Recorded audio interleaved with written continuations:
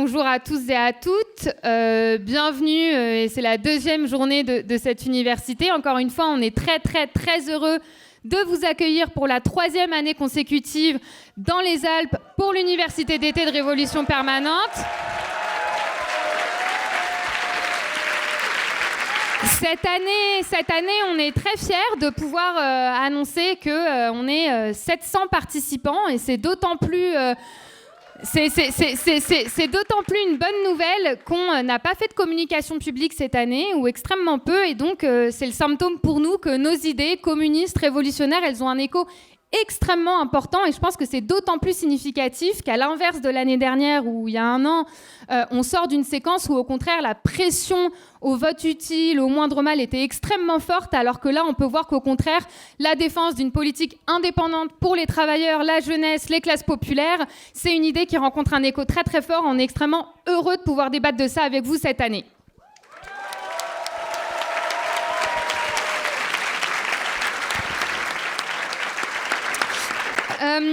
Avant de passer la parole aux différents intervenants de cette merveilleuse tribune, je vais vous demander de saluer, comme on l'a fait le premier soir, l'ensemble des délégations internationales qui nous font l'honneur de participer à notre université d'été, à commencer par nos camarades coréens qui sont venus, comme vous le savez, de très loin.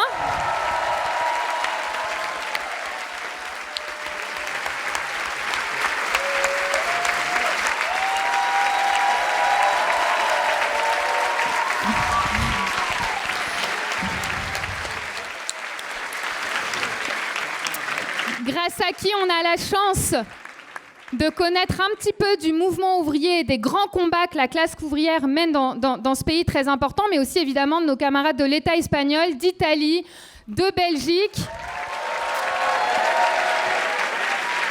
de Suisse, d'Allemagne. Non, mais je sais. D'Allemagne et puis des États-Unis, dont de Left Voice nous fera une intervention tout à l'heure. Et enfin,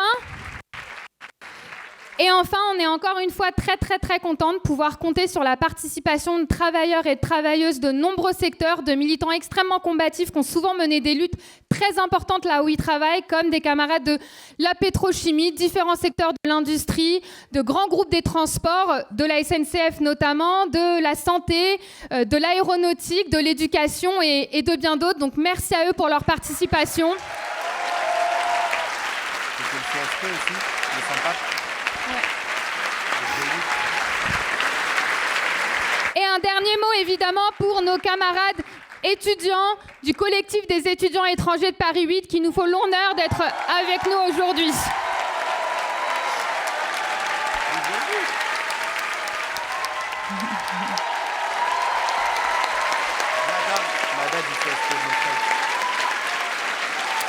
Et je pense aussi à Amada du CSP Montreuil qui a fait le déplacement jusqu'ici.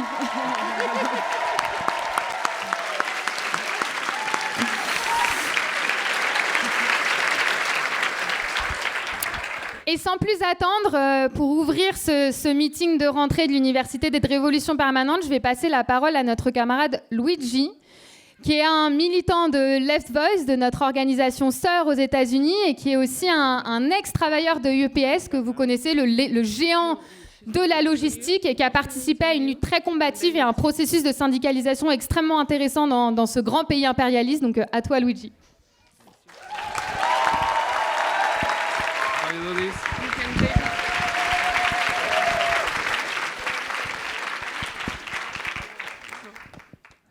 Buenas. Okay, it works. Hi, everyone. My name is Luigi. I'm a member of Left Voice. I'm an immigrant worker from the United States. I'm very excited and honored to be part of the Summer School of Revolution Permanent. For Left Voice, you all are a source of inspiration. As Trotskyist organizations in imperialist countries, it's essential for us to raise high the banner of anti-imperialism and international solidarity. From Palestine to Kanaki to Mexico, imperialism has got to go.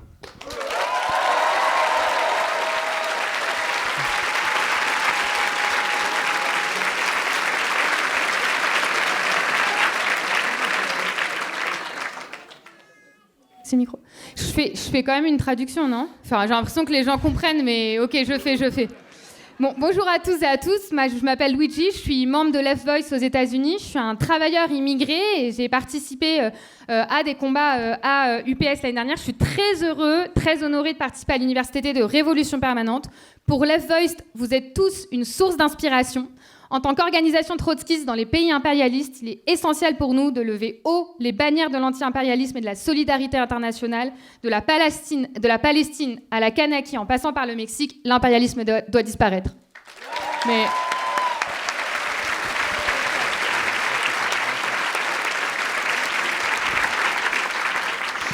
Since October, we have seen one of the worst human massacre of our lifetime. It's estimated that over 100,000 Palestinians have lost their lives in this genocide by the US-backed Israeli occupation. At the same time, we have seen a massive surge in an anti-imperialist consciousness among the youth, students, and workers around the world. In the US, millions have taken the streets, occupied train stations, blocked bridges, protest weapon manufacturers, and pushed their union to call for an end to the genocide and an all-US military aid to Israel. Depuis octobre, nous avons assisté à l'un des massacres les plus meurtriers que l'on ait connus. On estime que plus de 100 000 Palestiniens ont perdu la vie dans ce génocide perpétré par l'occupation israélienne et soutenu par les États-Unis. Dans le même temps, nous avons assisté à une poussée massive de la conscience anti-impérialiste parmi les jeunes, les étudiants et les travailleurs du monde entier. Aux États-Unis, des millions de personnes sont descendues dans les rues, ont occupé des gares, bloqué des ponts, protester contre des usines d'armement et pousser leurs syndicats à réclamer la fin du génocide et de l'aide militaire américaine.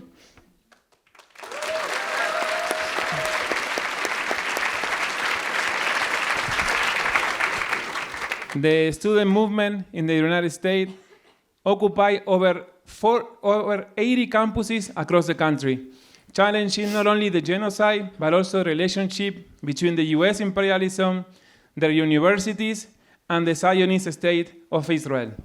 And I think some chants are similar, and I have heard from you. And in the US, we always chant, free, free Palestine, free, free Palestine, free Palestine.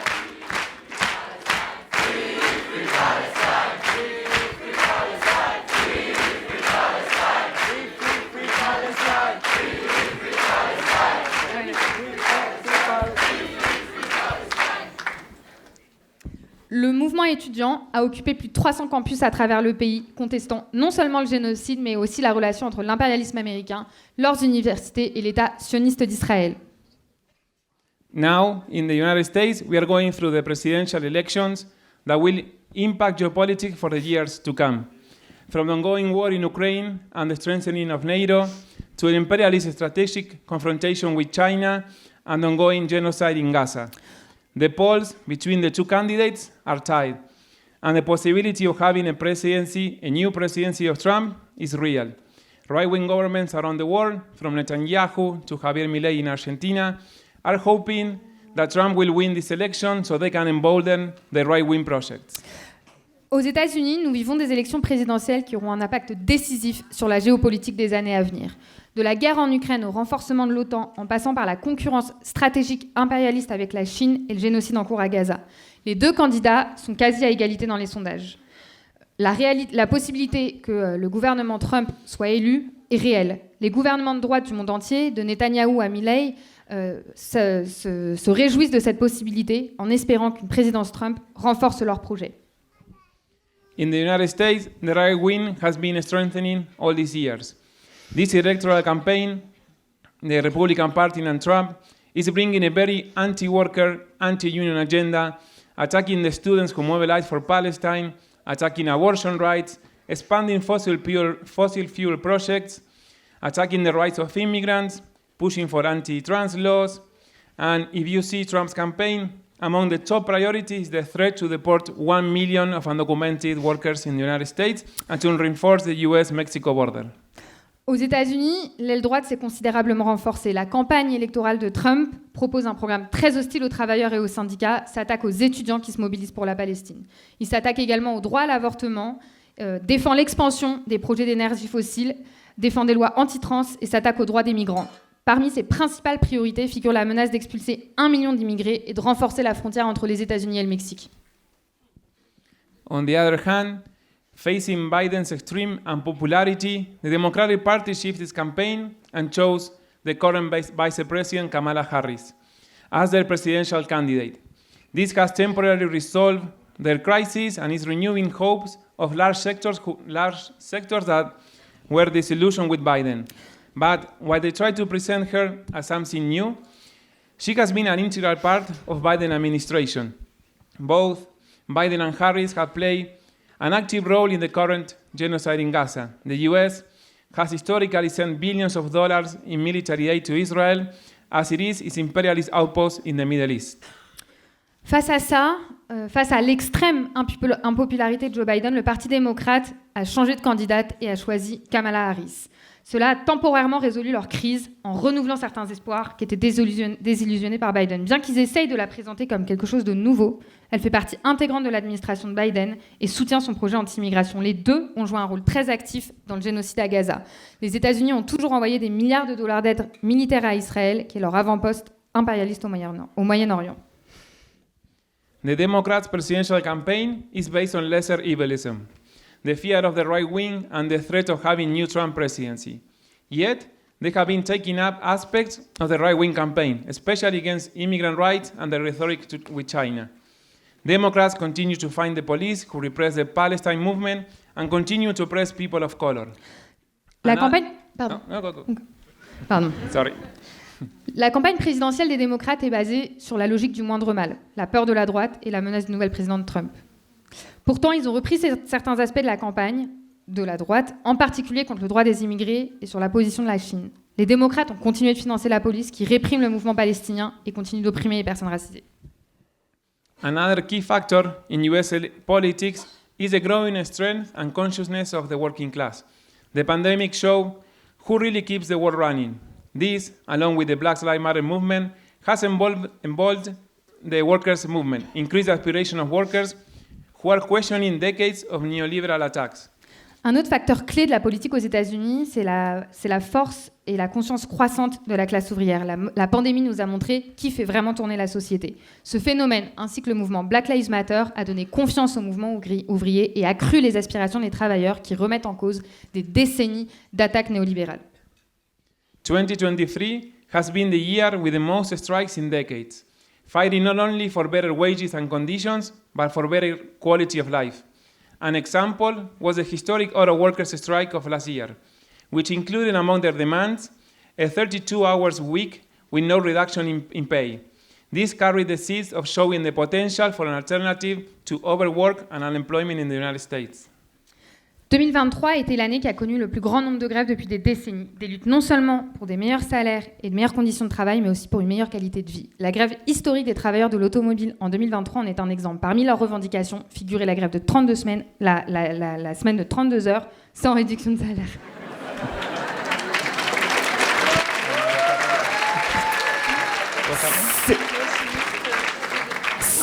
Cette lutte a permis de montrer le potentiel d'une alternative au surmenage et au chômage. So union presidents were invited to speak at both the Republican and Democrat National Convention as a way to appeal to the working class. These union leaderships play a key role in containing militancy and channeling it back into the capitalist parties, who want to align workers behind a nationalist and imperialist project that has been in crisis of hegemony. Les présidents, les directions des organisations syndicales ont été invités à prendre la parole lors des conventions nationales des républicains et des démocrates pour attirer les votes de la classe ouvrière. Ces directions jouent un rôle clé en contenant le militantisme et en le canalisant vers des partis bourgeois et pro-capitalistes qui veulent aligner les travailleurs derrière un projet nationaliste et impérialiste qui pourtant a connu une crise d'hégémonie ces derniers temps. These parties have nothing to offer to the multiracial, multi-ethnic working class. We are made up of black, Arab, queer workers, immigrants, etc. All of us exploited and oppressed by a capitalist system in which a few corporations hoard billions while the working class can barely make ends meet. While workers lack access to healthcare, to education, millions of dollars are sent to the US war machine. Ces partis n'ont rien à offrir à la classe ouvrière qui est composée de travailleurs immigrés et de personnes racisées. Nous sommes constitués de travailleurs noirs, arabes, queer, immigrés, exploités et opprimés par un système capitaliste dans lequel quelques entreprises amassent des milliards qu'ils utilisent pour la machine de guerre américaine, tandis que la classe ouvrière a du mal à finir les fins de mois, à se soigner et à joindre les deux bouts. The fight against the right is in our workplaces, our universities, and in the streets. In the US, we saw an inspiring example of how to fight the right this spring at the University of California, where the pro-Palestine encampments were attacked by Zionists and right-wing mobs, and in response, students, workers, and unions fought together with a strike to defend the right to protest for Palestine. La lutte contre la droite, elle se déroule sur nos lieux de travail, dans nos universités et dans les rues. Aux États-Unis, on a vu un exemple inspirant de la manière de combattre la droite ce printemps à l'Université de Californie. Lorsque les campements pro-palestiniens ont été attaqués par des foules sionistes et d'extrême droite, les étudiants, les travailleurs et les syndicats sont bâtis ensemble avec une grève pour défendre le droit de manifester pour la Palestine.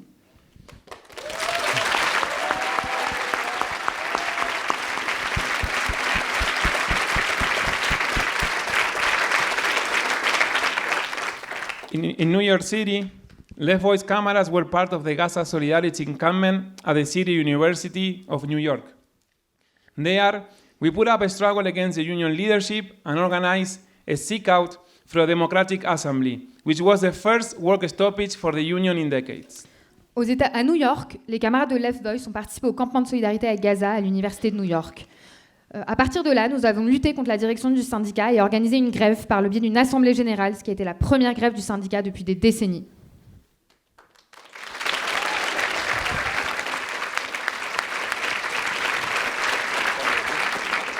But all this is part of a larger phenomena that has been growing from below in the United States, from Occupy Wall Street to the Black Lives Matter movement, to the union struggles in Amazon, in Starbucks, to the movement for Palestine.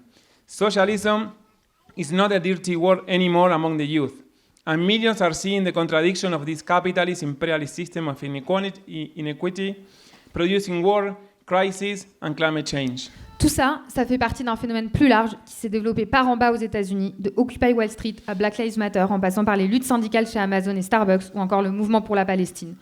Aujourd'hui, le socialisme n'est plus un repoussoir pour les jeunes et des millions d'entre eux voient les contradictions de ce système capitaliste et impérialiste d'inégalité qui produit la guerre, la crise et le changement climatique. We have the task of building an alternative and an anti-imperialist project rooted in the international working class that fight for a socialist perspective. In Left Voice, we are very proud to be here with all our FT cameras, with the people that hopefully will join RP soon, with everyone who stood up for Palestine and are fighting to rebuild the Force International.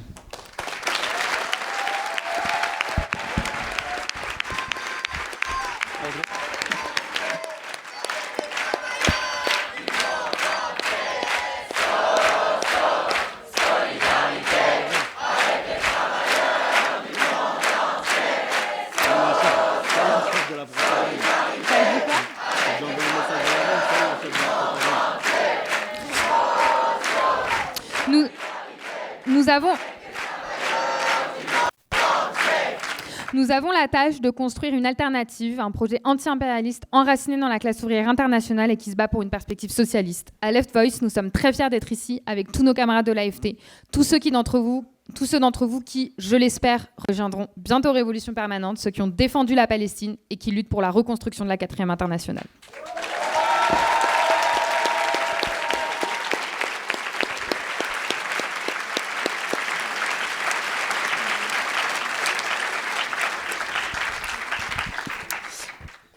Je vais maintenant passer la parole à Ariane, qui est militante au Point Levé et l'une des porte-paroles de Révolution Permanente.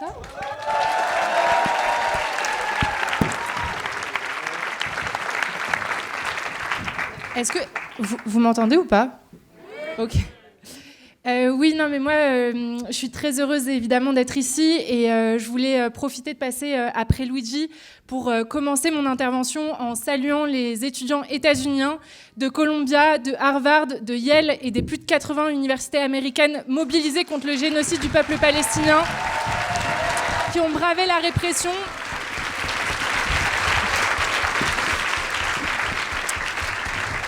Tous ces étudiants qui ont bravé la répression pour être du bon côté de l'histoire et qui ont fait fleurir partout dans le monde des campements pour Gaza. Après plusieurs mois de massacres, plusieurs dizaines de milliers de morts, mais surtout après 76 ans de colonisation et autant de temps passé par les impérialistes à essayer d'effacer la Palestine de la carte et des mémoires, leur détermination, elle a permis de remettre sur le devant de la scène le combat de la Palestine et son combat héroïque pour la liberté. De New York à Berlin, en passant par Londres, Oxford, Madrid et Paris, on a été des dizaines de milliers de jeunes à sentir qu'on appartenait à un mouvement étudiant capable de changer les choses, capable de mettre en crise le président de la principale puissance mondiale et de redonner de l'espoir à la jeunesse palestinienne, comme celle de l'université de Birzeit à Ramallah, qui a rejoint le mouvement en lançant elle aussi son propre campement pour Gaza.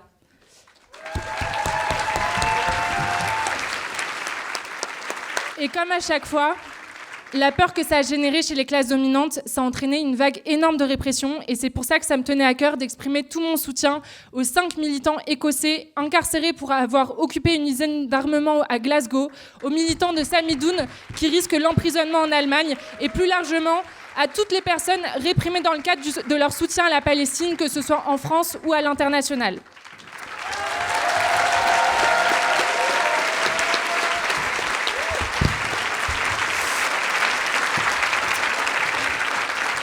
Parce qu'en France aussi, ce réveil du mouvement étudiant, il a rapidement été réprimé. Déjà, à l'automne, le ministère il avait interdit tout symbole palestinien dans les facs, il avait interdit toute conférence sur la colonisation.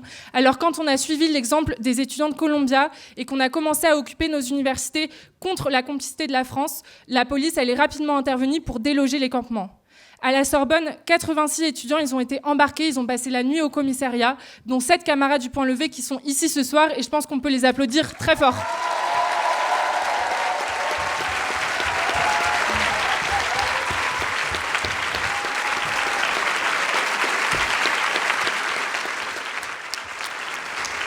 Et tout ça, c'est parce que Macron, il veut éviter que la Palestine, ça devienne le Vietnam du XXIe siècle. Il veut éviter que les universités, elles redeviennent un foyer de contestation contre l'impérialisme français et contre le régime plus en général. C'est pour ça que ça fait des années qu'on entend parler d'islamo-gauchisme, de wokisme, que le gouvernement, il essaye de criminaliser les occupations, bref, qu'ils veulent nous empêcher de militer à la fac.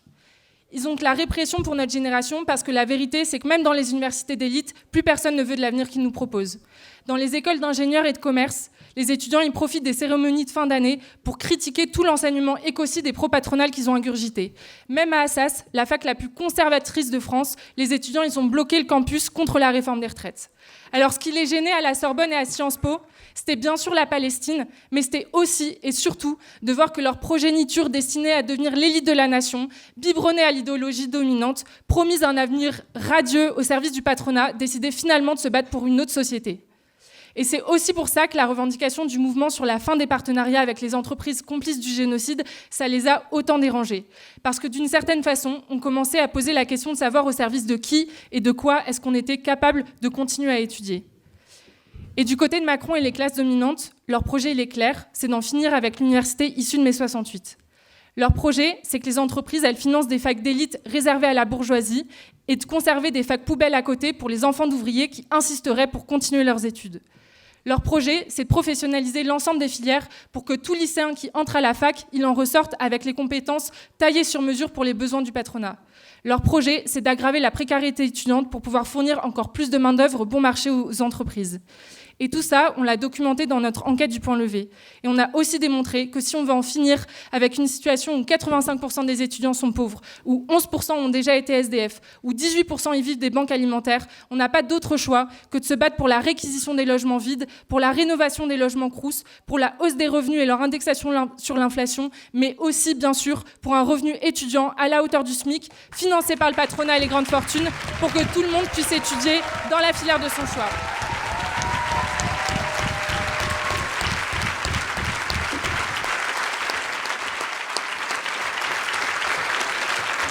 Mais pour obtenir tout ça, on va devoir se préparer à un bras de fer important, non seulement avec le patronat et le gouvernement, mais aussi avec l'extrême droite, qui, elle, commence à se construire dans la jeunesse étudiante en défendant une université toujours plus réactionnaire et toujours plus répressive et toujours plus fermée aux enfants d'ouvriers et aux étrangers. Avec la conjoncture de ces derniers mois, l'extrême droite elle est en train de prendre la confiance. Moi, quand j'ai commencé à militer il y a 6 ans, c'était impensable de voir ne serait-ce qu'un étudiant revendiquer d'être à l'Uni ou à la cocarde. Mais aujourd'hui, dans des facs comme Paris 1, ils ont réussi à normaliser le fait de militer avec des services d'ordre suréquipés. Ils commencent même à conquérir des positions dans des facs historiquement de gauche. Ils se font les défenseurs de ce qu'ils appellent l'excellence à la française. Ils font campagne pour soutenir des enseignants qui utilisent leurs cours comme des tribunes anti-LGBT. Ils cherchent à exister dans les mobilisations avec un discours anti-blocus et pro-répression. Ils distribuent des tracts ignobles contre les sans-papiers. Et cette année, ils ont même tenté des opérations contre des militants pro-palestiniens. Alors pour les affronter, on va devoir défendre coûte que coûte une université fermée aux intérêts privés, mais gratuite et ouverte à toutes et tous, aux enfants d'ouvriers et aux étrangers. Et je voulais en profiter pour dire mon immense fierté d'avoir à nos côtés à cette UDT des camarades comme Aladine, Bruce, Nader, qu'on a rencontrés dans les luttes pour les droits des personnes sans papier, avec qui on a mené plusieurs batailles victorieuses pour l'inscription et la régularisation des étudiants étrangers et qui nous ont aussi fait l'honneur d'être à notre côté pendant la campagne des législatives pour défendre une candidature ouvrière et révolutionnaire.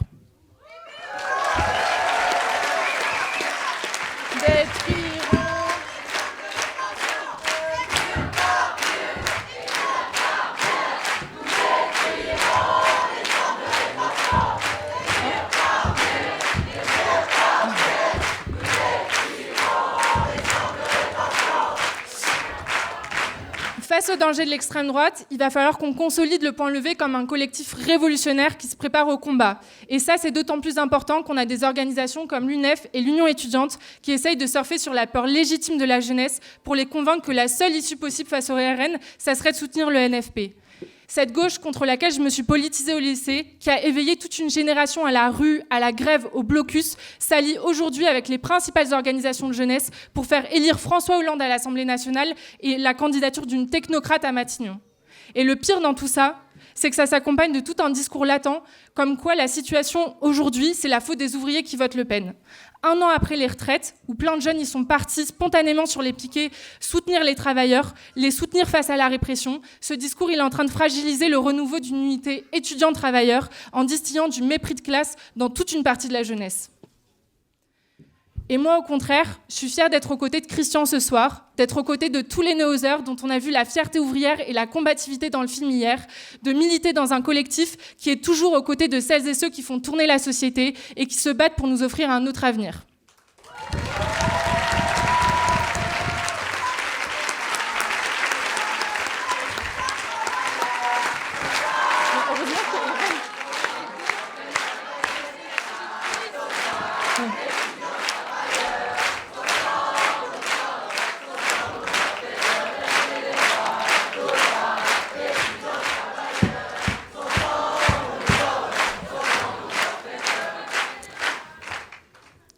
Mais pour s'offrir un autre avenir, on n'a plus de temps à perdre. En 6 ans, on a construit le Point Levé comme une force nationale de plusieurs centaines de jeunes. On a conquis des positions dans une quinzaine d'universités du pays.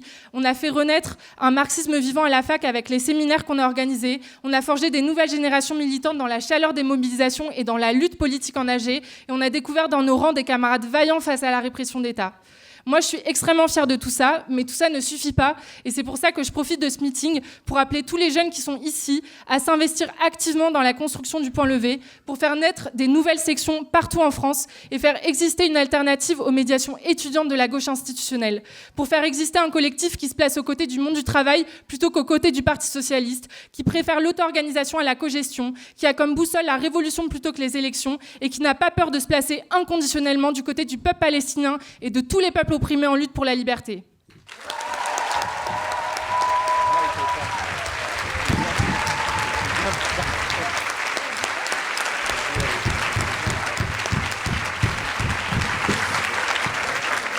Et à tous ceux et celles qui hésitent encore à passer le pas du militantisme, rejoignez-nous, on a besoin de vous, parce qu'il ne s'agit pas seulement d'être du bon côté de l'histoire, mais il s'agit aussi et surtout de pouvoir un jour la raconter du point de vue des vainqueurs et non plus des vaincus.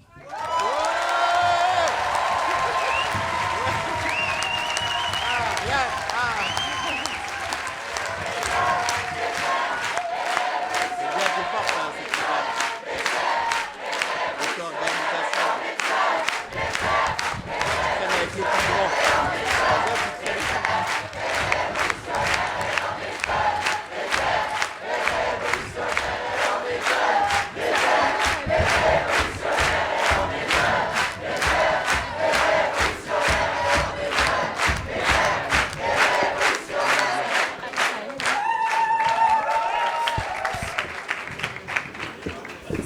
Je crois que vous l'avez compris en écoutant les interventions de Luigi puis d'Ariane. Ici, à Révolution Permanente, on rappelle notre soutien absolu à la lutte du peuple palestinien, mais aussi à ceux qui ont consacré leur vie à la défendre.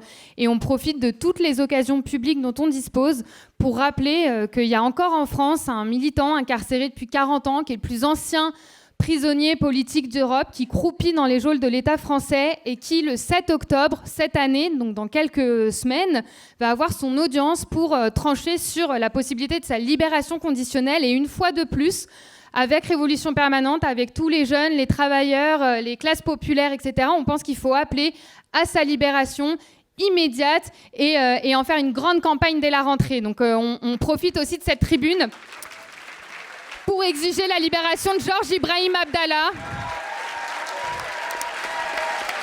un militant infatigable de la cause palestinienne.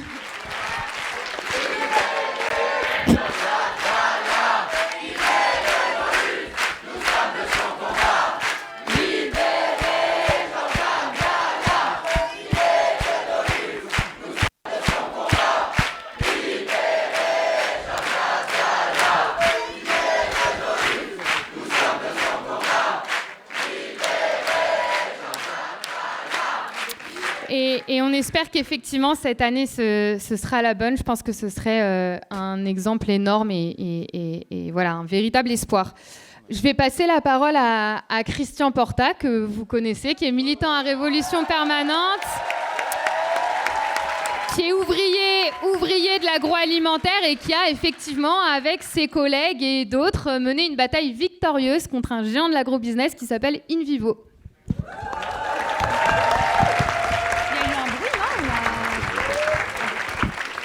Allez camarades, je suis très heureux d'intervenir ce soir devant un chapiteau plein à craquer à l'occasion d'une nouvelle UDT de Révolution Permanente, et je suis d'autant plus heureux qu'il y a 7 mois, si on m'avait dit que je sortirais de cette bataille avec une réintégration, 500 000 E, et que même un ministre du Travail macroniste me donnerait raison, jamais je n'y aurais cru.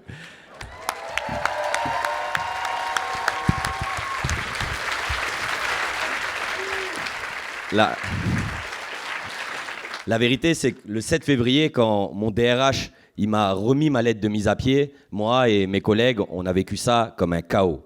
J'avais l'habitude, moi, de défendre mes collègues, mais je ne savais même pas comment me défendre moi-même. Mais aujourd'hui, je veux quand même particulièrement remercier Thierry Blandinière, mon patron, Sébastien Graff, mon DRH et tous les autres, parce qu'ils nous ont donné l'occasion de mener une bataille qui nous a profondément endurcis et renforcés, les camarades.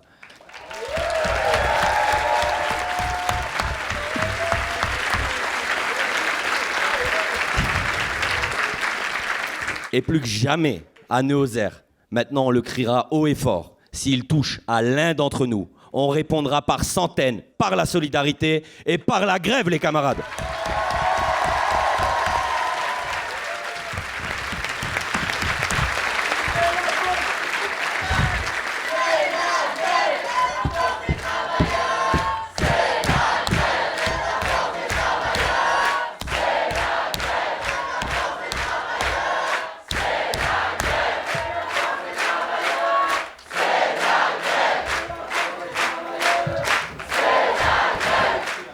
Et cette lutte, elle nous a mis à l'épreuve. Elle nous a rappelé à quel point le syndicat qu'on avait construit était un caillou dans la chaussure d'un géant de l'agrobusiness. Une multinationale qui fait plus de 12 milliards de chiffre d'affaires, emploie plus de 15 000 personnes dans le monde entier. Et cette multinationale, elle ne pouvait plus me supporter moi, mais elle ne pouvait plus supporter aussi des militants qui défendent avec ardeur les conditions de travail, qui ne baissent jamais les yeux devant un chef et qui se battent et qui débattent de toutes leurs décisions avec l'ensemble des ouvriers de l'usine.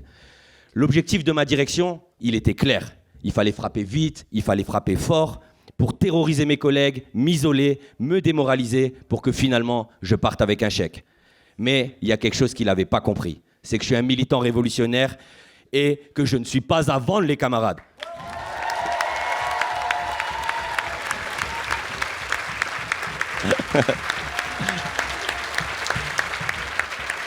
Alors on a repris nos esprits, on s'est organisé et on a riposté. On parle quand même d'un patron qui, malgré les défaites devant tous les tribunaux, face à une grève majoritaire et au refus de l'inspection du travail, a tout de même décidé de me licencier.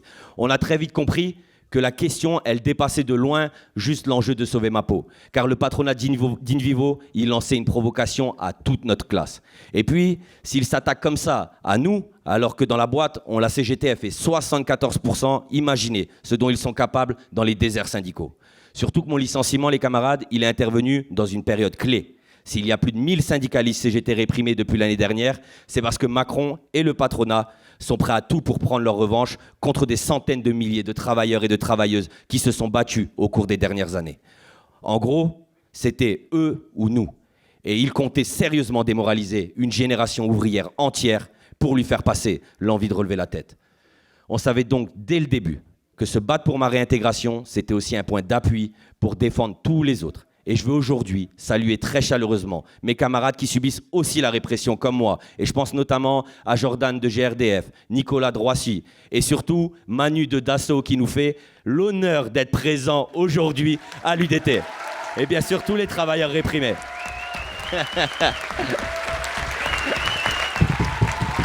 Faites du bruit les camarades pour Manu.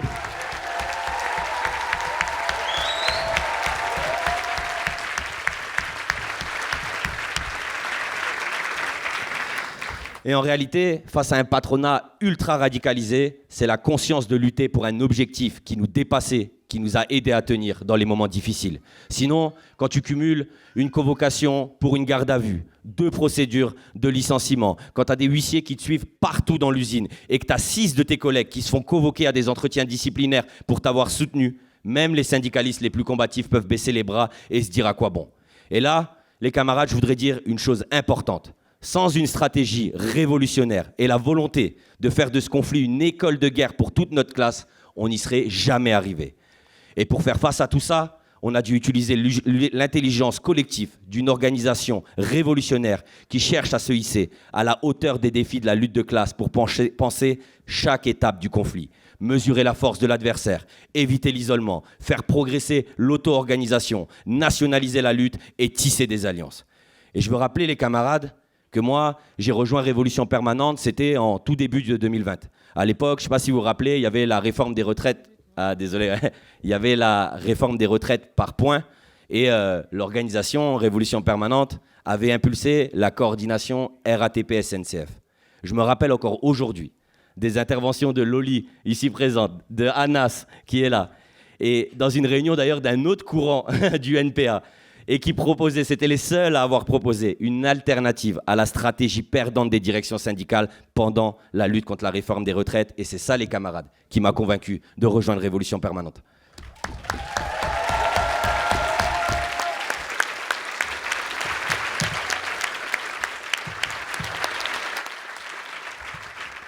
Et je suis aussi fier de pouvoir dire que la bataille des Néozères, elle vient renforcer l'accumulation de notre jeune organisation dans la lutte de classe. Car c'est le logiciel que nous avons aussi déployé pour essayer d'aller plus loin possible. Pendant la grève de Grand Puy avec Adri notamment, pendant celle d'Honnête avec Fernand Dehoumou, ou encore en construisant le réseau pour la grève générale qui a permis d'aller envoyer des bus soutenir les raffineurs, qui sont d'ailleurs ici présents, contre la réquisition. Et je vous demande de faire du bruit pour eux, les camarades.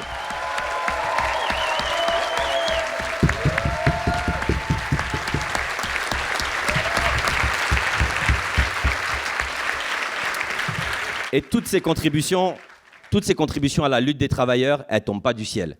Elles sont le produit d'une organisation qui utilise tous ses atouts au service des combats ouvriers et qui place comme centre de gravité de sa stratégie l'intervention dans la lutte de classe. Et c'est un honneur de pouvoir ajouter à ma pierre à l'édifice de la tradition qu'on cherche à forger dans le mouvement ouvrier.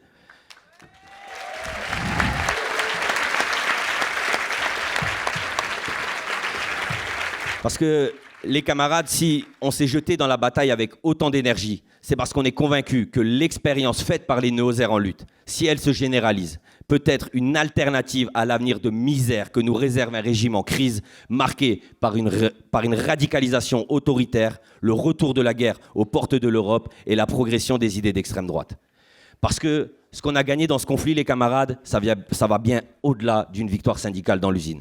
C'est le droit pour les ouvriers de faire de la politique, de soutenir le peuple palestinien, de participer à la Pride et de défendre des militants écolos. C'est le droit pour les ouvriers d'être fiers, impertinents, de relever la tête. C'est le droit pour les ouvriers, les camarades, de s'organiser, de se défendre et de prendre profondément conscience de leur force et d'avoir confiance en la victoire, les camarades.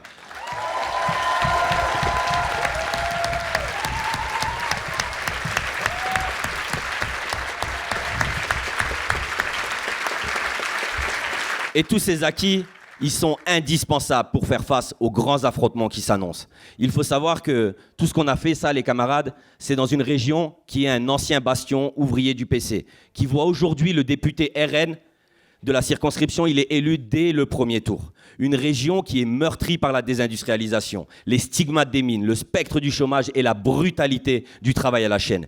Aujourd'hui, avec les trahisons de la gauche du gouvernement, et à commencer par celle de François Hollande, qui après ses promesses de campagne a finalement permis la fermeture des hauts fourneaux juste à côté de chez nous à Florange, qui a entraîné des centaines de licenciements, c'est impossible de convaincre des collègues de s'opposer au poison qu'est l'extrême droite en soutenant le Parti socialiste et ses amis.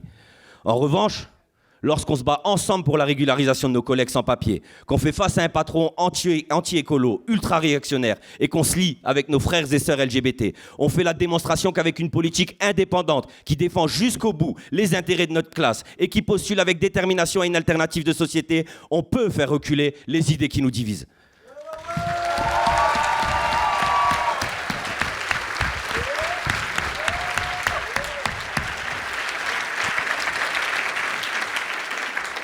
Et aujourd'hui, les camarades, je suis vraiment extrêmement fier. Et j'ai beaucoup d'émotions de voir à quel point mes collègues, ils se sont révélés et se projettent dans les combats qui nous attendent. Car que ce soit à l'échelle de InVivo ou à l'échelle nationale, on a gagné une bataille, mais on n'a pas encore gagné la guerre.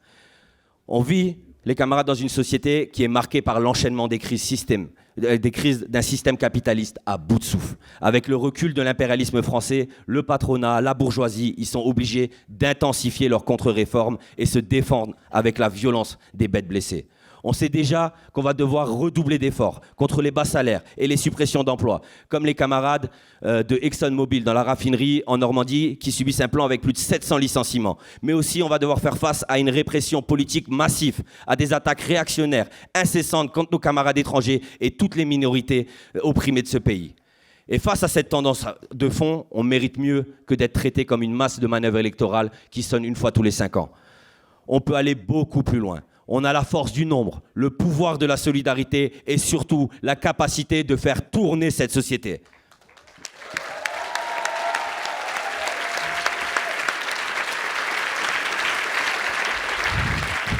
Et quand on y pense, c'est concret, les camarades. Juste à l'échelle, rien qu'à l'échelle de mon usine, on produit 400 000 baguettes par jour, 2 millions de croissants par jour. Imaginez ce que ça donnerait si toute cette énergie, elle n'était pas mise au service de l'accumulation des profits de mon patron, mais dirigée vers l'objectif de mettre un terme à la faim dans le monde, en lien avec nos camarades paysans étouffés par la pression des grands groupes comme est le groupe InVivo. Et construire une organisation révolutionnaire aujourd'hui et se retrouver chaque année dans les Alpes, c'est donc ça. Mettre toutes les compétences de la classe ouvrière, des militants révolutionnaires au service d'un projet conscient de transformation de la société.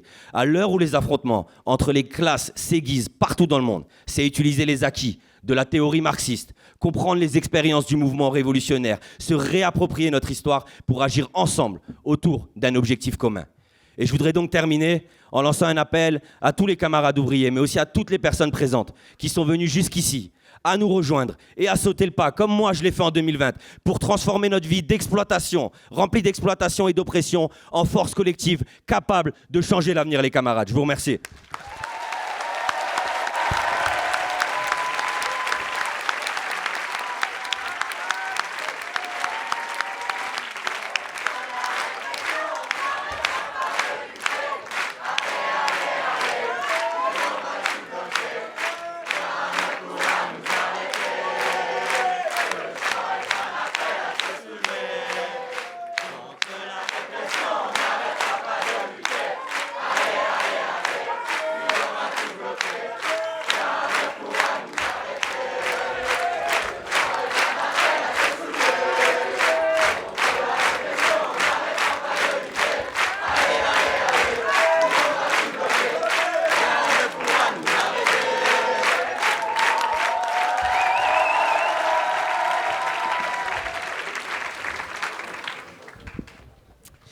vais maintenant passer la parole à Vanessa, qui est militante à Révolution Permanente et qui a construit une section syndicale dans son secteur, dans la sous-traitance aérospatiale, et qui fait faire une expérience politique à toute une jeune génération d'ingénieurs autour d'un projet combatif. Et je lui laisse la parole.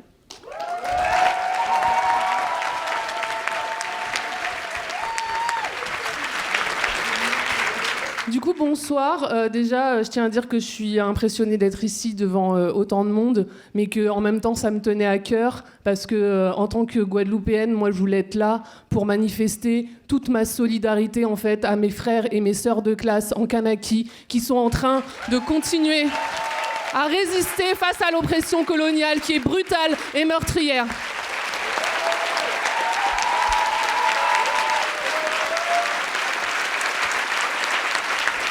Et je leur dis que leur combat, il n'est pas isolé, leur combat, il fait écho à toute une histoire de lutte pour l'autodétermination des peuples opprimés face à l'impérialisme français.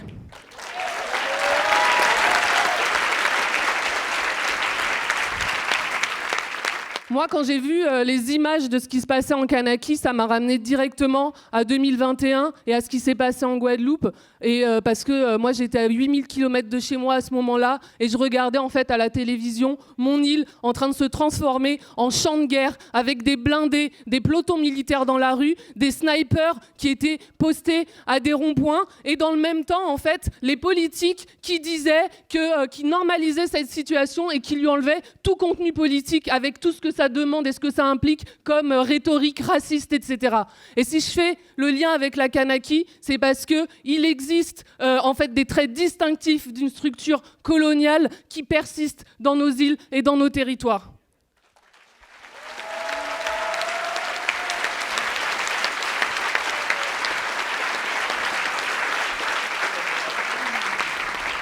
Depuis des décennies, en fait, il faut voir que l'État français, il refuse l'autodétermination à la Kanaki, mais aussi à la Guyane, à la Guadeloupe, à la Martinique, à la Réunion, à la Polynésie et à Mayotte, uniquement pour servir ses intérêts politiques, économiques et militaires.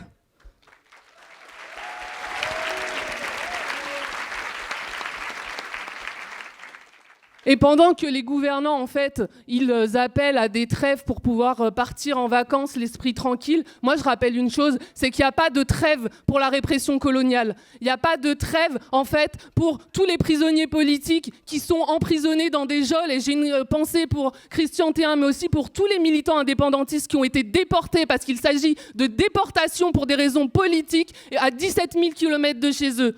Il n'y a pas de...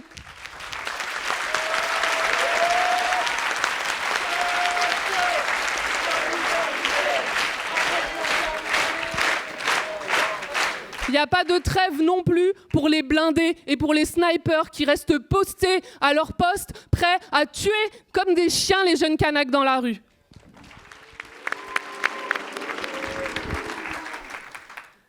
Mais la trêve olympique voulue par Macron, elle n'a pas réussi à faire oublier une chose, en fait, qui a été rappelée symboliquement par la délégation algérienne. Je ne sais pas si vous avez vu au JO, qui a jeté des roses dans la Seine. Et cette chose-là, c'est que la Ve République, elle est née dans le sang versé des Algériens, et que ce sang, il n'a jamais séché. Ce sang, il a coulé en Guadeloupe en 67, il a coulé en Martinique en 74, en Kanaki en 88, et il continue de couler aujourd'hui.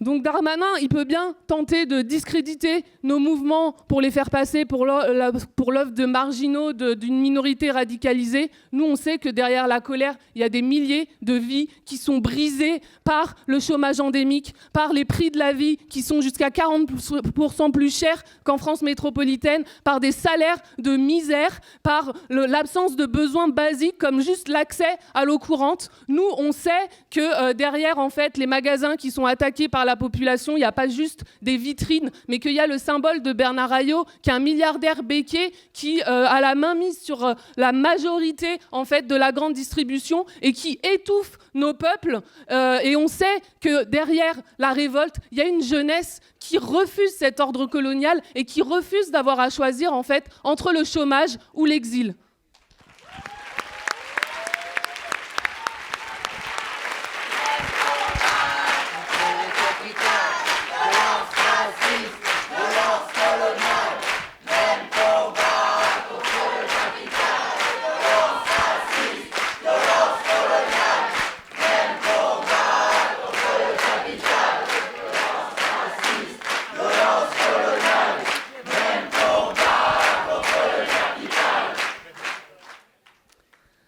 Et donc, ce qu'il faut voir, c'est que quand Macron il interdit TikTok en Kanaki, ce qu'il veut cacher absolument, c'est justement toute cette répression coloniale, mais aussi en fait tout un peuple qui est en train de se battre pour sa liberté.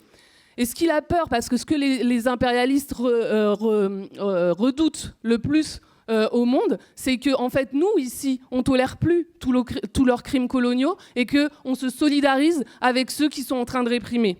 Moi, ça fait des années que j'ai quitté la Guadeloupe pour faire mes études et je sais ce que c'est en fait d'être à des milliers de kilomètres de chez soi et de regarder ce qui se passe et de se demander ce qu'on peut faire et comment on peut aider de façon efficace ceux qui sont en train de se battre là-bas. Mais je pense que c'est même pas une question d'être guadeloupéenne ou pas. Je pense que tous ici, en fait, on peut se poser la même question parce que quand on regarde nos téléphones, on assiste en fait à des crimes de guerre en direct et face à ça,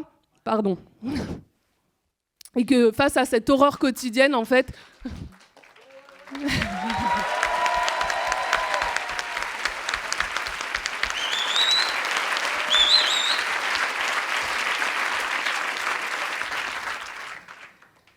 du coup, face à cette horreur quotidienne, je pense qu'on a tous ce sentiment de se dire mais à quoi ça sert, à quoi ça rime que je continue à aller travailler alors que en fait il y a à faire se tourner un système qui m'écœure, dans lequel il y a des gens qui se font assassiner.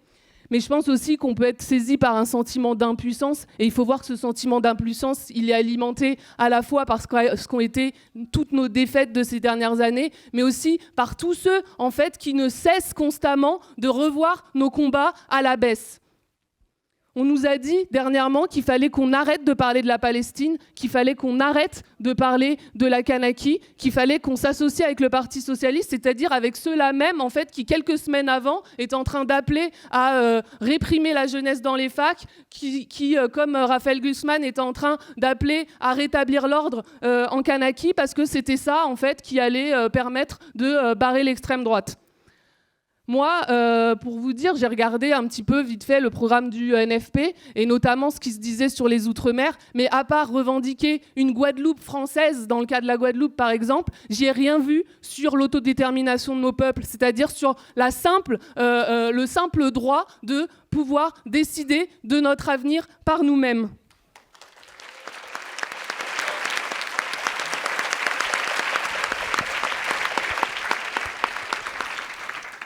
Et donc moi, par rapport à ça, je ne pense pas que en fait, c'est en taisant les pires aspects de l'impérialisme français qu'on va réussir à unir notre classe. Je pense plutôt que c'est autour de perspectives, en lui donnant une voix et une perspective politique qu'on va y arriver, parce que c'est la seule façon en fait, de contrer ce qu'est le projet de la bourgeoisie aujourd'hui.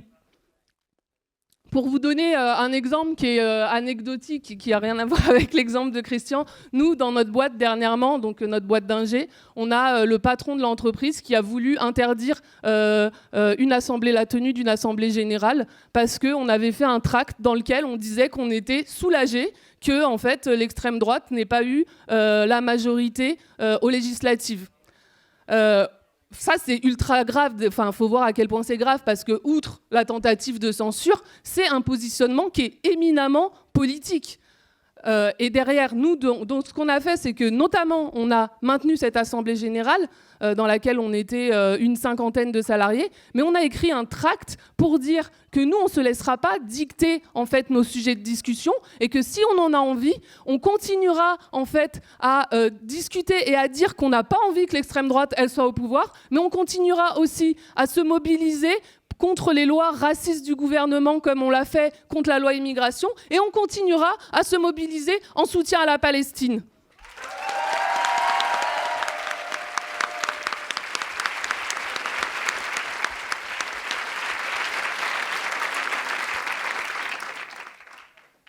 Et donc, si on veut reconstruire une tradition de combat, si on veut redonner confiance dans notre force collective, il va falloir justement s'inspirer de tous les combats qui sont menés aujourd'hui. Il va nous falloir des victoires comme celle de Christian et de tous ses collègues qui sont un exemple énorme pour l'ensemble du mouvement ouvrier en termes de combativité et de résistance face au patronat. Et il va aussi falloir s'inspirer de la détermination, du courage et de la détermination sans faille et sans concession de la jeunesse kanak qui est en train de lutter pour sa liberté.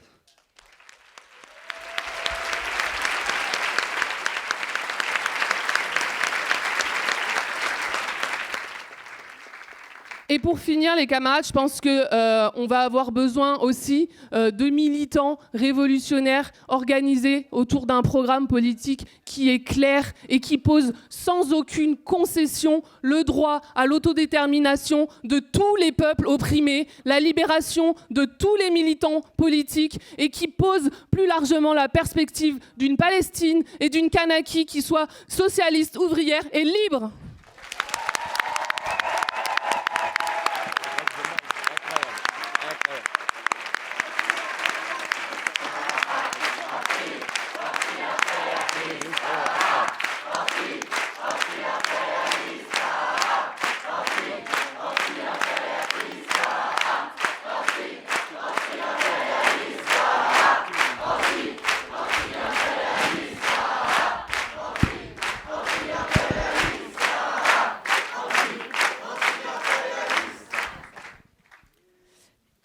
Et on va maintenant passer la parole à Sacha, qui est militante à Du Pain et des Roses.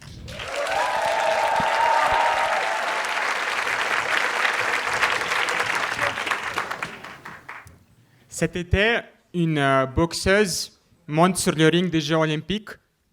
Elle est excellente, elle est probablement même l'une des meilleures boxeuses du monde. Iman Khelif n'est pas une personne trans. C'est une femme qui a été assignée femme à la naissance, mais Iman Khelif est algérienne et puis elle ne correspond pas aux attentes étroites et rigides que les sociétés occidentales attribuent à la féminité. Alors, tout un tribunal international se met en place pour juger si Iman Khelif est une femme ou pas.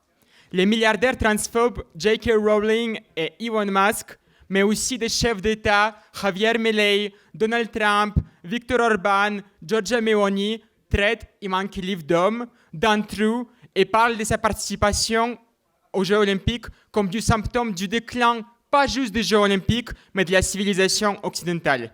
Donc moi, je voudrais déjà apporter, depuis notre meeting, tout notre soutien à Iman Khelif, qui est devenu pape.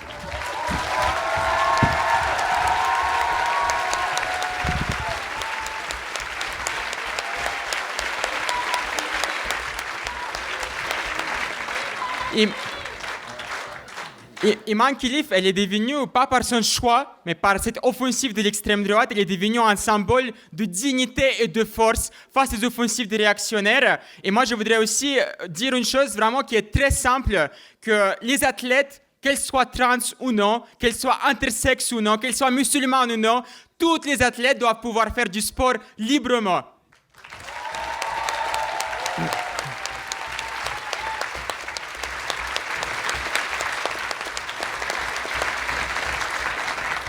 Mais cette offensive, ce n'est pas juste une question de participation des femmes au sport. C'est aussi un symptôme que la question trans, que la question du genre en général, prend une place de plus en plus importante dans le discours de l'extrême droite. S'il y a 10 ans, pour tenir un discours anti-trans, les réactionnaires parlaient de leurs légitimes questions, de doutes, de préoccupations, Aujourd'hui, tout est décomplexé. Pour parler des LGBT, on parle aujourd'hui, en 2024, de épidémie trans, de la décadence de l'Occident, du virus woke, du danger pour les enfants. Elon Musk appelle ouvertement à l'incarcération des personnes trans. Et en Russie, aujourd'hui, il y a des premiers prisonniers politiques LGBT incarcérés pour le seul fait qu'ils soient LGBT. Aux États-Unis, en France, en Hongrie, en Angleterre, partout où l'extrême droite avance, elle porte une offensive contre les droits trans, mais aussi contre les droits reproductifs. Ce qui illustre l'histoire des Man Khelif, c'est que l'extrême droite ne va pas s'arrêter à juste les trans. Elle va cibler tout le monde qui sort de sa vision de la féminité profondément sexiste et raciste. Il y a plus d'un siècle, une femme noire aux États-Unis, ancienne esclave et militante pour l'abolition de l'esclavage, Sojourner Truth, posait une très simple question. Ne suis-je pas une femme? Et aujourd'hui, en 2024, on demande devant le monde entier à Man Khelif de prouver qu'elle soit une femme en dévoilant ces tests de l'ADN. Et aux États-Unis, l'extrême droite propose même l'inspection des parties génitales de toutes les athlètes femmes pour vérifier qu'elles ne soient pas trans ou intersexes. Donc, ce qui est ciblé par l'offensive contre les trans, ce n'est pas juste, et c'est très important, ce n'est pas juste la minorité trans. C'est la liberté même de disposer de son corps. Et derrière, l'extrême droite s'attaque invariablement au droit à la contraception, au droit à l'avortement, au droit des femmes et des hommes de sortir des normes du genre qui sont imposées par notre société.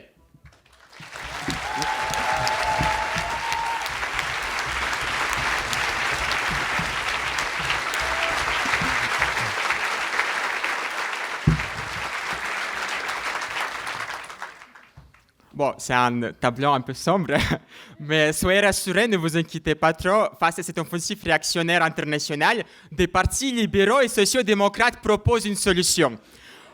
Aux États-Unis, pour contrer les offensives de l'extrême droite, on propose aux femmes et aux LGBT de voter pour les démocrates. Au Royaume-Uni, on nous proposait il y a 2 mois, aux dernières élections législatives, de voter pour le Labour. Et en France, encore une fois, il y a 2 mois, pour le nouveau Front populaire. On nous dit que face aux dangers réels qui pèsent sur les droits LGBT et reproductifs, la solution serait d'aller déposer un bulletin dans les urnes pour faire reculer l'extrême droite. On nous dit que oui, certes, les libéraux ont participé à saccager, à détruire la planète, ont mis en place des lois racistes et sécuritaires, mais ils sont le moindre mal face à l'extrême droite. Oui, certes, la social-démocratie a trahi à chaque fois qu'il a été au pouvoir, mais sa résurrection, c'est un moindre mal par rapport au danger de l'extrême droite. Le moindre mal, el mal menor, the worse evil, men chez soi, quelle que soit la langue, ce sont les 2 mots les plus nuisibles du vocabulaire politique.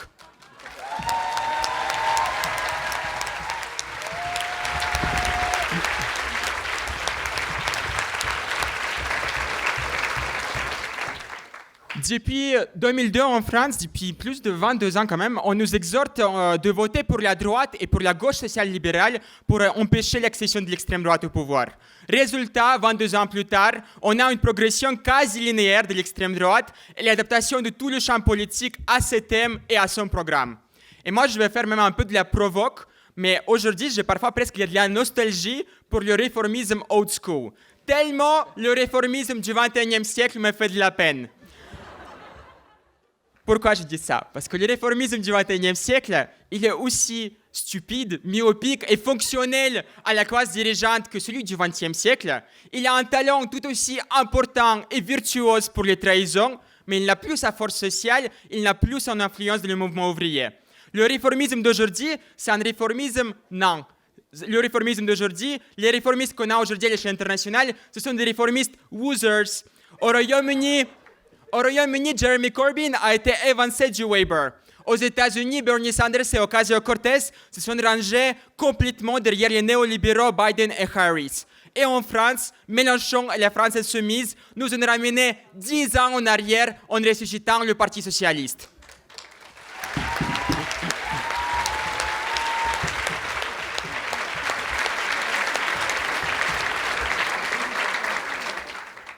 L'inconséquence permanente, la capitulation permanente, la housse permanente, ces gens, les réformistes, n'ont pas d'autre stratégie pour combattre l'extrême droite que l'idéalisme parlementariste. Pas d'autre stratégie que la grande idée brillante de se modérer pour ne pas effrayer la bourgeoisie. Pas d'autre stratégie que d'apporter leur soutien inconditionnel à leurs propres adversaires politiques qui n'hésiteront pas une seconde pour les éliminer politiquement. Et moi, je ne vais pas mâcher mes mots, c'est totalement inadéquat aujourd'hui pour combattre l'extrême droite. Et hier, cette stratégie a déjà mené le mouvement ouvrier à la défaite face à l'extrême droite en Allemagne, en Espagne, en France dans les années 30, au Chili dans les années 70. Et donc aujourd'hui, on nous ressort ces vieilles recettes poussiéreuses qui ont une apparence de simplicité et de facilité, mais qui doivent appartenir profondément au passé, qu'on doit lâcher définitivement comme un enfant qui lâche ses jouets passé un certain âge.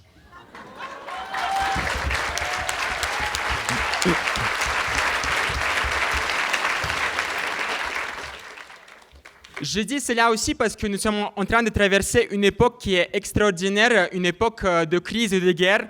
Aujourd'hui, les chars britanniques, au ce moment même, les chars britanniques pilotés par l'armée ukrainienne roulent actuellement sur le territoire russe. Israël est en train de bombarder Gaza, Cisjordanie, Liban, Iran, Yémen, Syrie. Les budgets militaires européens sont en train d'exploser. Et ce ne sont pas là des images disparates et déconnectées, elles composent un tableau d'ensemble de notre présent et de notre futur. On n'est pas encore en embrasement général, mais on a une montée militariste à l'échelle internationale dont on doit réfléchir profondément les conséquences. Moi, je viens d'un pays, la Russie, où en temps de guerre, au même moment que des centaines de milliers d'hommes sont en train de mourir au front dans la boucherie des tranchées, au même moment que se met en place une économie de guerre, l'État a interdit tous les droits trans, tous les droits LGBT et s'attaque au droit à l'avortement et à la contraception. Et ces deux choses sont liées. Ce sont des aspects différents de la même politique. Un État qui fait face à des ennemis extérieurs doit souder la nation, doit fabriquer des ennemis intérieurs. Un État qui est en train de décimer sa population et sa force de travail dans une guerre a besoin de renforcer la famille, a besoin de renforcer la reproduction et donc assigner les femmes à leurs fonctions reproductives et donc mener la guerre à l'homosexualité et donc mener la guerre à la transidentité.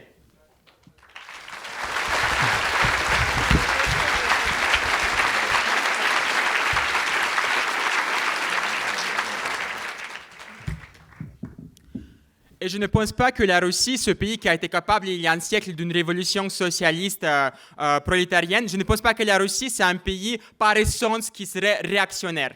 Il y a 30 ans, on nous disait même que c'était le laboratoire modèle de la transition au néolibéralisme, le laboratoire modèle de la transition à la démocratie à la sauce capitaliste.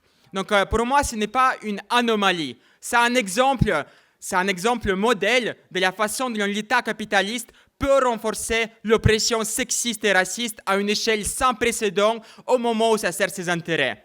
Et c'est pour ça que celui qui souhaite mettre fin à l'oppression, celui qui souhaite mettre fin au racisme, au sexisme, au validisme, il n'a pas devant lui 1000 trajectoires possibles.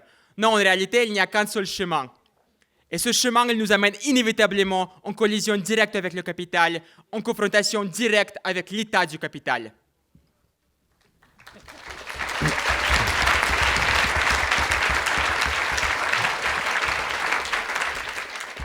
Une révolutionnaire connue disait que nous avons le choix entre le socialisme et la barbarie.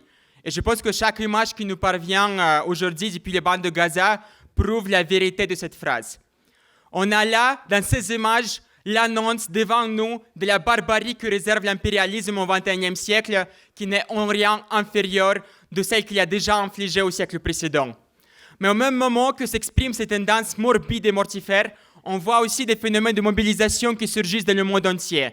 Du mouvement de retraite en France l'année dernière aux révoltes de Naël, en passant par les révoltes du peuple kanak contre le colonialisme français, du mouvement international pour la libération de la Palestine aux mobilisations inédites récentes au Royaume-Uni contre l'extrême droite, et juste ces dernières semaines, le combat héroïque de la jeunesse au Bangladesh qui a réussi à faire fuir en hélicoptère la première ministre et a prié...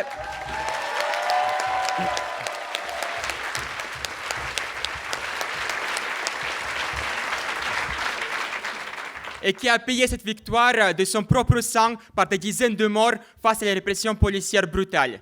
Et donc moi, je crois en fait précisément en ça. Je crois en tant que féministe marxiste dans l'audace de notre classe. Je crois en notre capacité de collectif d'intervenir sur le cours des événements par la lutte. Et même plus que ça, je crois en notre capacité de changer, de dévier le trajectoire horrible que nous réserve le capitalisme au XXIe siècle. De mettre fin au génocide, de mettre fin à la crise climatique, de mettre fin au colonialisme et aux guerres. Pour ça, il n'y a pas 1000 trajectoires. Il n'y a qu'un seul chemin possible. Celui de lutter en France, aux États-Unis, au Mexique, en Argentine, au Bangladesh, au Kanaki, pour la révolution mondiale, pour renverser ce système capitaliste pourri jusqu'au moelle et construire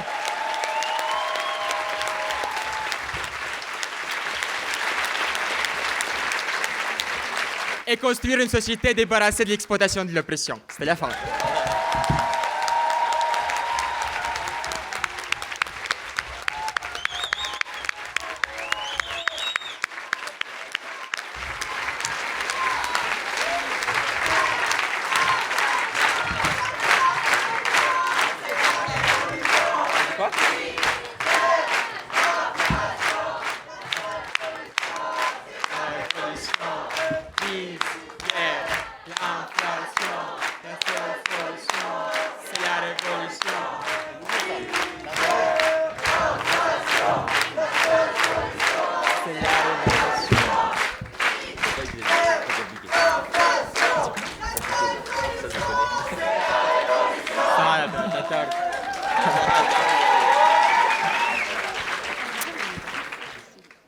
Et pour clôturer ce meeting de l'Université d'été de Révolution Permanente et discuter aussi de la rentrée politique et de nos tâches, je vais laisser la parole à Anas Kazib, cheminot et porte-parole de Révolution Permanente.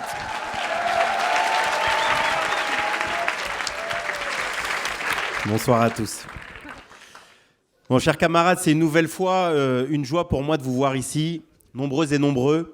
Le nombre de participants et la qualité des échanges dans les différents topos confirment qu'il existe en France une nouvelle génération révolutionnaire à construire et forger pour les combats d'aujourd'hui et de demain. Cette université d'été se déroule dans une situation politique à l'opposé de ce que nous vivions l'année dernière. Souvenez-vous, il y a un an, nous étions dans un contexte post-révolte des quartiers populaires suite à la mort de Naël, après 6 mois de grève et manifestations massives contre la réforme des retraites. Nous pouvons avoir parfois l'impression que les moments intenses de la lutte de classe remontent à très loin, mais c'est bel et bien l'été dernier, à la même date. Après un an d'offensive autoritaire, intense et de répression après une crise politique qui a conduit l'extrême droite aux portes du pouvoir, Macron semble avoir réussi à reprendre un peu la main depuis les JO. Pour la rentrée, le projet est clair, enterrer le résultat des législatives et s'imposer comme celui qui a le droit de décider de quel sera le prochain gouvernement. Si Macron peut faire ça, c'est grâce au levier que lui offre la Ve République. Un régime où un président minoritaire, détesté et défait par les urnes, peut décider seul de dissoudre l'Assemblée, puis convoquer les partis d'opposition pour se faire un avis sur la candidature qui lui conviendra le mieux. 49.3, 47.1, article 16, tous les mois, on découvre de nouveaux outils qui permettent au gouvernement d'imposer leur volonté contre la majorité de la population. Mais s'il peut le faire, c'est aussi qu'en face, son adversaire, c'est le nouveau Front populaire. Vous le savez, depuis le début, on a alerté sur l'impasse de cette alliance. Même en réussissant l'exploit de sortir première des législatives, on voit à quel point ce front de la gauche institutionnelle est impuissant. Juste après les législatives, ces contradictions lui ont fait perdre un temps précieux à la sortie des élections en s'écharpant sur le nom d'un éventuel Premier ministre, ce qui a permis au gouvernement de reprendre la main. Désormais, la pression du régime l'oblige à afficher un visage toujours plus à droite et consensuel, sous pression notamment du Parti socialiste qui entend discipliner le plus possible la France insoumise. Même la proposition totalement illusoire de lancer une procédure de destitution contre Macron a été jugée trop radicale par Olivier Faure et ses amis. Le profil de la candidate du NFP au poste de Premier ministre symbolise toutes les contradictions de cette alliance. Il aura fallu des semaines aux directions des différents partis uniquement pour trouver un nom le moins problématique et le moins à gauche possible. Lucie Castet. Elle correspond parfaitement au profil.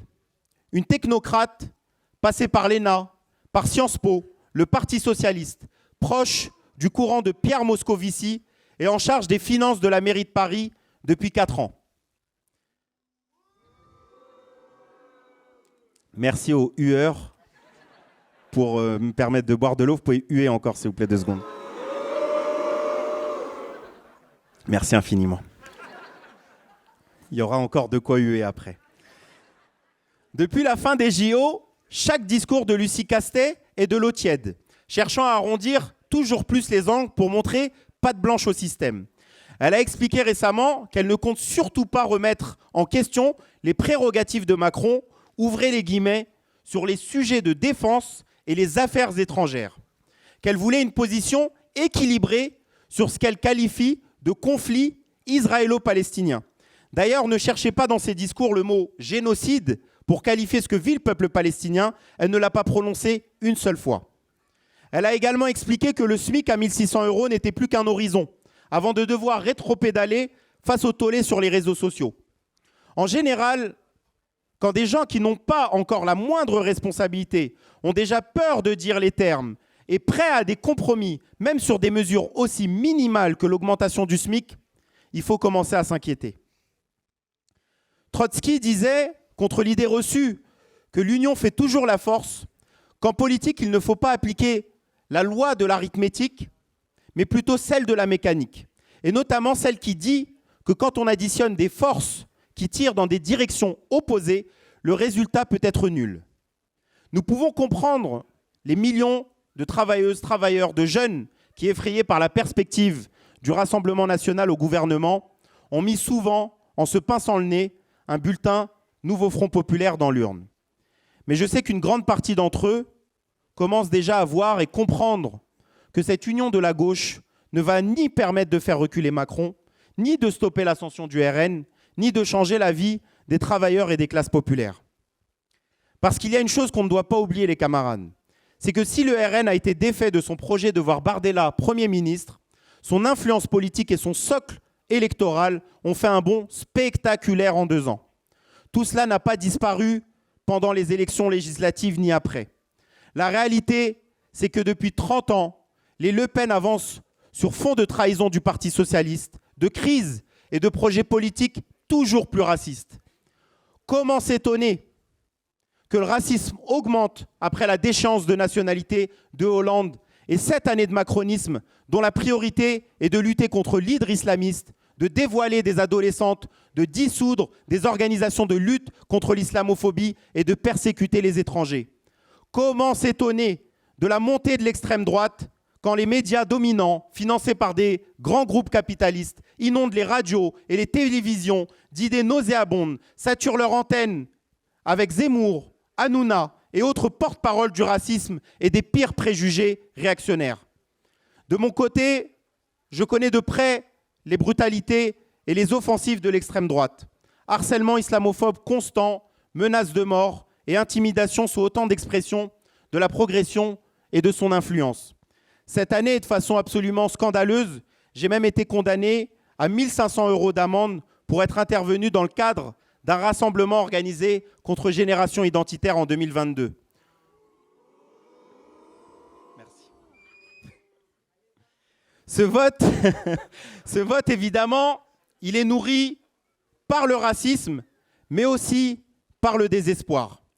Le vote RN, c'est la conséquence inévitable d'années de trahison de la part de la gauche institutionnelle et de l'absence d'une alternative politique sérieuse qui défende jusqu'au bout les intérêts des travailleurs et de l'ensemble des classes populaires. C'est le vote de ceux qui croient qu'il n'y a pas de possibilité de changer le système pour améliorer leur vie, que la seule issue est de se battre pour récupérer les quelques miettes que possèdent les étrangers, les Noirs et les Arabes, pour ne surtout pas toucher aux riches. Mais moi, comme ouvrier, comme fils de travailleurs marocains à la SNCF et comme militant révolutionnaire, je refuse d'abandonner des centaines de milliers de travailleurs à l'avenir de misère que leur promet le RN. S'affronter à l'extrême droite et la faire reculer, c'est possible. Il y a à peine plus d'1 an, pendant les retraites, aucun élu du Rassemblement national pouvait mettre un pied dans des manifestations qui regroupaient des millions de personnes. C'est aussi à ce moment-là que Macron a dû renoncer dans un premier temps à l'adoption de la loi immigration. Elisabeth Borne avait déclaré, ouvrez les guillemets, « Ce n'est pas le moment de lancer un débat qui pourrait diviser le pays. » Entendez que pour le pouvoir, il fallait éviter à tout prix que des travailleurs qui luttent contre les retraites se solidarisent sur les piquets contre les lois immigration.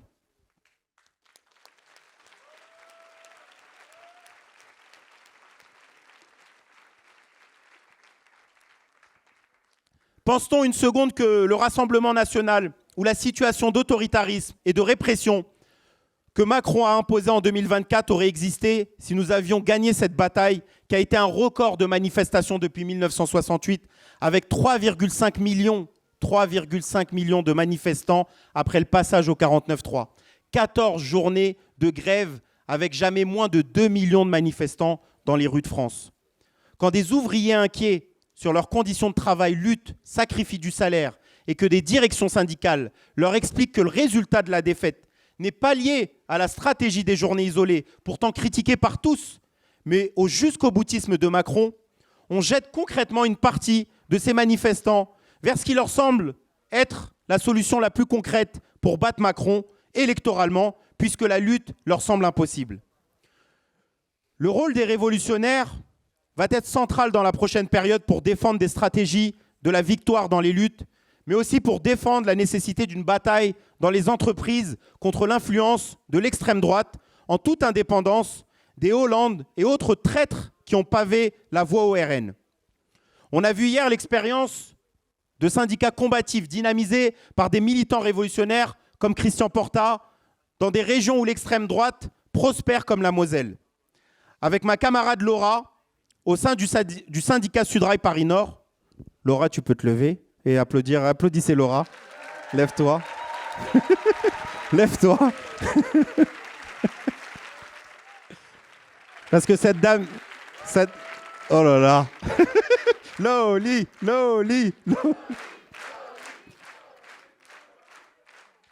Parce que cette dame est discrète mais joue un rôle central à tout ce qui se passe ici, au fait que je sois assis devant vous depuis tant d'années. Avec ma camarade Laura, au sein du syndicat Sudrail de Paris Nord et sur notre secteur au Bourget, nous jouons de la même façon un rôle de militants, non pas simplement syndical, mais révolutionnaire. En plus d'avoir pu obtenir des victoires locales importantes, comme en 2023 avec nos collègues, où nous avons arraché au patron une prime de 2 000 € et des améliorations de nos conditions de travail, nous menons également un travail important de discussion et d'initiative politique pour unir notre classe et apprendre aux travailleurs à se révolter contre chaque oppression. En juillet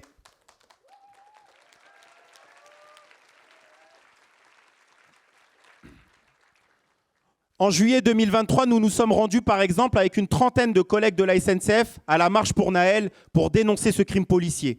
Au printemps dernier, après l'arrestation de 84 étudiants qui avaient occupé la Sorbonne en soutien à la Palestine, avec Laura, nous avons convaincu certains de nos collègues à venir devant la Sorbonne aux côtés d'autres ouvriers comme les Ma-France, un sous-traitant de PSA qui subit un plan social à Aulnay, ou encore des intellectuels pour dénoncer la répression et réaffirmer les liens entre la jeunesse et le mouvement ouvrier.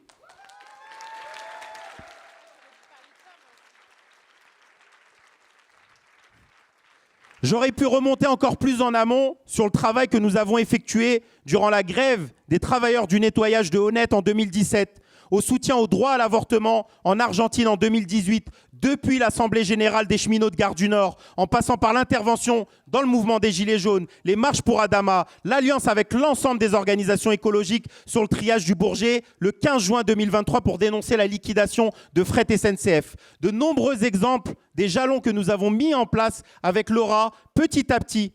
Et c'est grâce à ces batailles concrètes contre les discours réactionnaires, racistes et nationalistes que tant de nos collègues considèrent par l'expérience que leur ennemi n'est pas leur collègue noir ou arabe, le militant écolo, la personne qui a transitionné, mais le patron qui nous exploite et contre qui nous avons multiplié les luttes.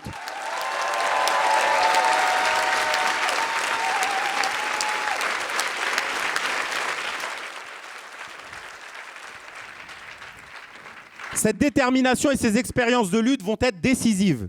L'Élysée a déclaré que ce mardi, suite aux rencontres de cette semaine, le président de la République annoncerait une nomination au poste de Premier ministre. sans même voir la couleur de la fumée de la cheminée, au vu de l'œuvre d'Emmanuel Macron jusqu'à présent, on sait que rien de bon ne pourra en sortir pour les classes laborieuses. Face à Macron et l'extrême droite, mais également face aux tendances toujours plus importantes aux crises et aux guerres, ce n'est pas des médecins de gauche du système qu'il nous faut, mais d'une gauche de combat, d'une gauche révolutionnaire dont le centre de gravité se trouve dans la lutte des classes.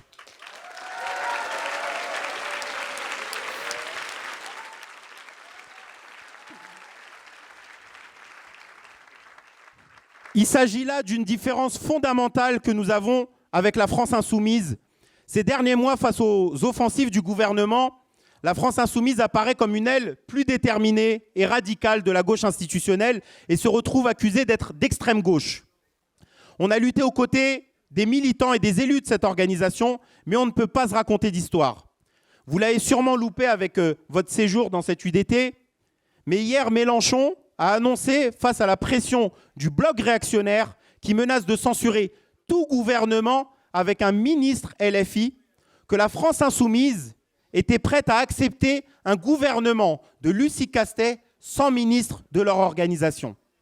Mais au-delà de savoir qui sera finalement Premier ministre, c'est une nouvelle capitulation après les circonscriptions cédées au Parti socialiste, les concessions sur le programme sur des sujets comme la guerre ou les violences policières, et comme un symbole, le retrait de la loi El Khomri, qui figurait dans le programme de la NUPES signé par le Parti socialiste, a disparu dans le programme du nouveau Front populaire. Plutôt que de refuser d'accepter les coups de pression, la droite du nouveau Front populaire s'est très vite félicitée de cette annonce. J'ai même lu un tweetos qui a écrit « Bravo à LFI qui se jette sur les barbelés pour que le gouvernement du nouveau Front populaire puisse passer ». Mais au-delà de cette décision, qui montre comment la stratégie institutionnelle implique en permanence de tendre la main aux pires traîtres de la gauche bourgeoise, il suffit de se pencher sur le bilan que fait Mélenchon du mitterrandisme, de regarder du côté de la position de la France insoumise sur l'impérialisme et sa présence sur les 5 océans pour voir ce qui se cache derrière la prétendue radicalité. De même, que dire du silence de la France insoumise sur ce que fait Nicolás Maduro ces dernières semaines. Ce dernier n'est pas un camarade, les amis, c'est un dirigeant ultra-réactionnaire et autoritaire qui réprime quiconque ose le défier au Venezuela, à commencer par de nombreux secteurs des classes populaires. Évidemment, nous n'avons aucune sympathie pour l'opposition de droite pro-impérialiste, mais on ne peut pas s'aligner sur ce régime pourri.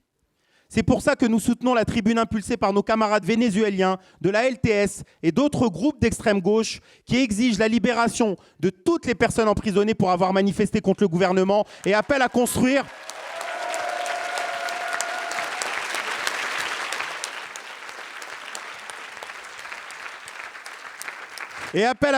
une perspective indépendante des deux camps qui se font face, une perspective ouvrière et révolutionnaire. Tout cela, ce sont des différences centrales entre les révolutionnaires et la gauche parlementaire. Nous ne voulons pas diriger leur institution réactionnaire et bourgeoise, trouver des compromis avec l'extrême droite et Macron. Nous voulons lutter par en bas pour en finir avec le système capitaliste et toutes les oppressions. C'est ce que nous avons défendu dans les législatives avec ma camarade Elsa Marcel et les militants. Faites du bruit pour Elsa.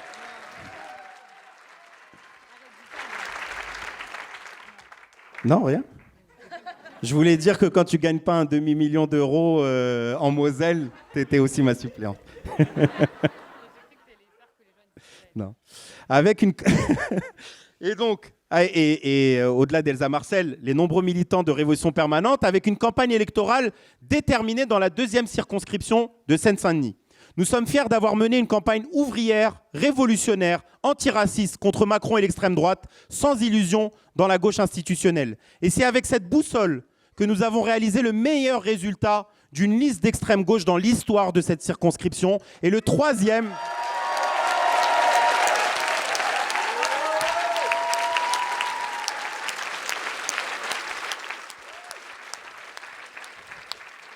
en seulement 2 semaines de campagne en plus. Et le troisième meilleur résultat d'une liste à gauche du nouveau Front populaire à l'échelle de la France. Mais nous sommes Mais nous sommes surtout fiers d'avoir rencontré des milliers d'habitants des quartiers, dont certaines et certains d'entre vous sont ici présents à l'université d'été.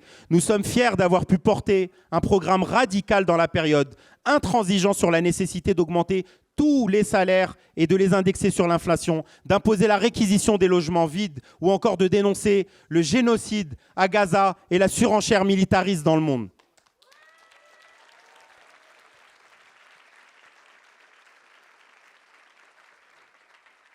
Car nous sommes persuadés que pour affronter l'extrême droite et le macronisme, ce n'est pas d'une gauche molle, d'une unité de façade dont on a besoin, mais d'une gauche de combat, d'une gauche révolutionnaire, une gauche qui ne cède rien sur son soutien à la lutte du peuple palestinien, qui ne se confond pas avec la politique de la direction réactionnaire et théocratique du Hamas. Une gauche qui lutte pour l'objectif stratégique d'une Palestine ouvrière et socialiste où puissent vivre en paix arabes et juifs et qui s'oppose à toute compromission avec les bourgeoisies arabes ou le régime réactionnaire iranien.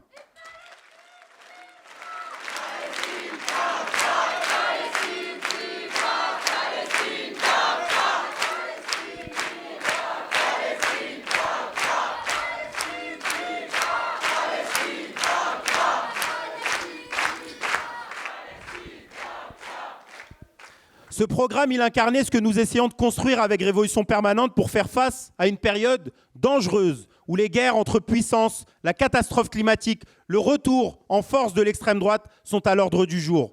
Ces dernières années, la lutte des classes a mis de très nombreuses fois les travailleurs et la jeunesse en mouvement par milliers. Tandis que de nombreux travailleurs voient leurs conditions de vie se dégrader et l'avenir de leurs enfants menacé, une nouvelle génération se politise autour d'idées anticapitalistes sur les questions climat, les violences policières, le patriarcat ou la guerre. Pourtant, pas de problème. Pourtant, paradoxalement, les principales organisations de la gauche révolutionnaire sont soit en train de se diluer politiquement dans le réformisme et dans des alliances avec les organisations bourgeoises, comme c'est le cas du nouveau parti anticapitaliste de Philippe Poutou et Olivier Besancenot, soit sont devenues des organisations ossifiées, avec un logiciel qui ne cherche ni à intervenir de façon audacieuse dans la lutte des classes, ni à dialoguer avec la politisation des nouvelles générations, comme c'est le cas de Lutte ouvrière. Nous essayons modestement d'incarner une alternative, un courant révolutionnaire vivant, qui cherche à montrer son utilité dans la lutte des classes et faire revivre les meilleures traditions révolutionnaires et anti-impérialistes.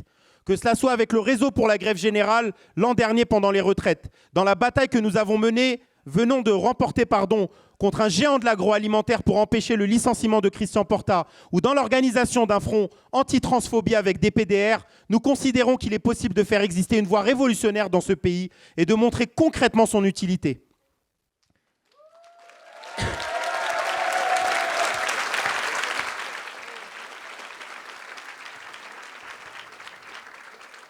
Cette année, notre soutien à la Palestine et notre combat dès le premier jour pour le droit à défendre le peuple palestinien, nous l'avons payé par des gardes à vue et des procès pour apologie du terrorisme. Mais il en faudra plus pour nous intimider.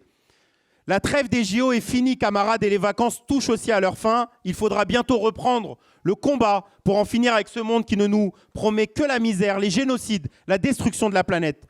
Pour cela, nous continuerons d'appeler à constituer des fronts de combat, des blocs de résistance contre le gouvernement et les classes dominantes. Mais face aux coordonnées générales et la barbarie de ce système, on doit lutter tous ensemble pour construire une grande organisation révolutionnaire en France, qui ne se résigne pas au soutien du moindre mal, à la misère du possible, mais qui réunisse ceux qui veulent lutter pour une autre société, basée sur la coopération et pas sur la concurrence, tournée vers les besoins de l'humanité et pas l'enrichissement d'une poignée de milliardaires. Merci.